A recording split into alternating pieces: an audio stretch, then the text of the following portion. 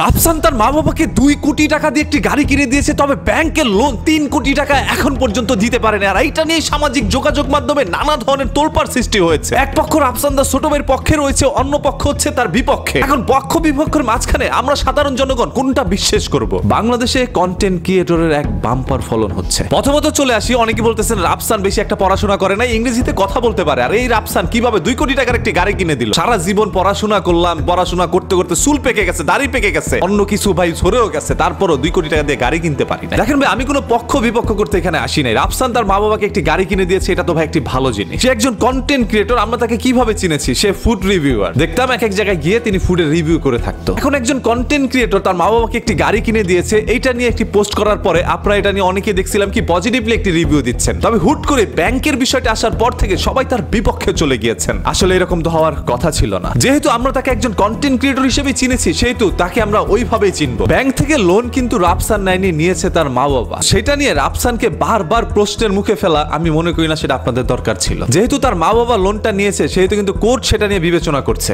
কোর্টের মধ্যে সেটা নিয়ে মামলা চলছে, সেটা নিয়ে কি হয় না হয় সেটা আইনীয় ভাবে ব্যবস্থা হচ্ছে। আমরা একজন কন্টেন্ট ক্রিয়েটর হয়ে সেই বিষয়টা নিয়ে এইখানে এসে হুমড়ি খাওয়ার কিচ্ছু নাই। আসলে আমরা কিন্তু এটা জানি ভাই, কোন একজন মানুষ ভালো কিছু করতে নিলে তার পিছনে কিছু না কিছু মানুষ লাগবে। এখন রাফসানের কিন্তু ওইরকম একটা বয়স হয় না যে তিনি সব জায়গায় গিয়ে ভালো ভালো কথা বলতে পারবে। মাঝে মাঝে কিছু মিস্টেক হইতেই পারে। গত কিছুদিন আগে তিনি আবার একটা লাইভ করেছিল, সেই লাইভের মধ্যে সবকিছু ডিসকাস করছে। তবে তারপরও সেই লাইভটাকে নিয়েও আবার নানা ধরনের মানুষ নানা ধরনের মন্তব্য করছে, যেন রাফসানের বিপক্ষে গিয়ে দাঁড়ানোটাই এখন সবার দায়িত্বে রূপান্তরিত হয়েছে। দেখেন ভাই, ব্যাংকের মধ্যে তাদের একটা লোন আছে, সেটা তিনি স্বীকার করেছে। সেই লোনটা নিয়ে একটা মামলা চলছে, কারণ সেই লোনটা যথাযথ সময় পরিশোধ করার না কারণে কিন্তু রাফসানের জমিটা হয়তোবা ব্যাংকে দিয়ে দিতে হতে পারে। আমিও কিন্তু ভাই লোন করতে গিয়েছিলাম, বাড়ি বন্ধক দিয়ে তারপর ওইখান থেকে টাকা আনতে হয়। চাইলে কিন্তু আপনি এমনিতে ব্যাংক থেকে একটা লোন নিতে পারবেন না। ব্যাংক আপনাকে 1 টাকা দেওয়ার আগে চিন্তা করে নিবে আপনার কি 10 টাকার জিনিস আছে কিনা। 10 টাকার জিনিস তাদের কাছে বন্ধক দিয়ে তারপর 1 টাকা আনতে পারবেন। কারণ কোনোভাবে যদি আপনি তাদের টাকাটা পরিশোধ করতে না পারেন, তাহলে ব্যাংক আপনার সেই 10 টাকা নিয়ে যাবে। এটাই হচ্ছে ভাই লোনের একটি রুলস থাকে, সেই রুলস মেনটেন অবশ্যই আপনার করতে হবে। যদি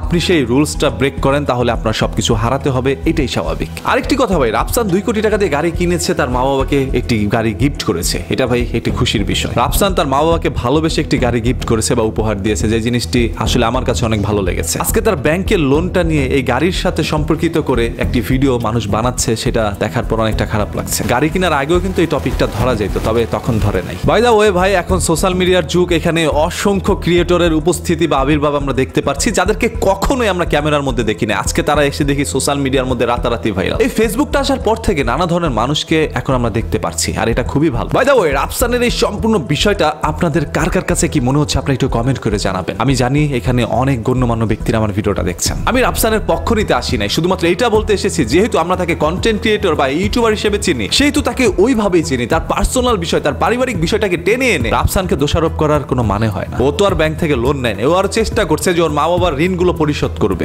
এরকম সন্তান আমি মনে করি ঘরে ঘরে থাকা প্রয়োজন। যে সকল সন্তানরা মা বাবাকে সাহায্য করার জন্য সারাটা জীবন ব্যয় করে দিবে, মা বাবার সাথে থাকবে, তাদেরকে ভালোবাসবে, সম্মান করবে, তাকে নিয়ে সমালোচনা করার আগে একটু ভেবে নেন আপনি আপনার মা বাবার জন্য কতটুকু করেছেন। ব্যাংক যদি তাদের কাছ থেকে 10 কোটি টাকাও পায়, সেটা হয়তো রাফসান পরিশোধ করে দিবে। আমাদের বাংলাদেশ থেকে ভালো ভালো কন্টেন্ট ক্রিয়েটর আবির্ভাব আমরা চাই, যারা রিপ্রেজেন্ট করবে আমাদের দেশকে পুরো ওয়ার্ল্ডের কাছে। রাফসান তার জায়গা থেকে অনেকটা এগিয়ে গিয়েছে, আপনারাই তাকে এগিয়ে নিয়ে গিয়েছেন। আজকে তাকে নিয়ে সমালোচনা আপনারাই করছেন। একজন মানুষকে এত ভালোবাসেন, তার পারিবারিক একটি বিষয়ের কারণে তাকে আবার ঘৃণা করা শুরু করলেন। ভালোবাসাটা কি আসলে সত্য ছিল, নাকি শুধুমাত্র দেখানোর জন্য ছিল? প্রশ্নের উত্তরটা কমেন্ট বক্সের মধ্যে দিবেন।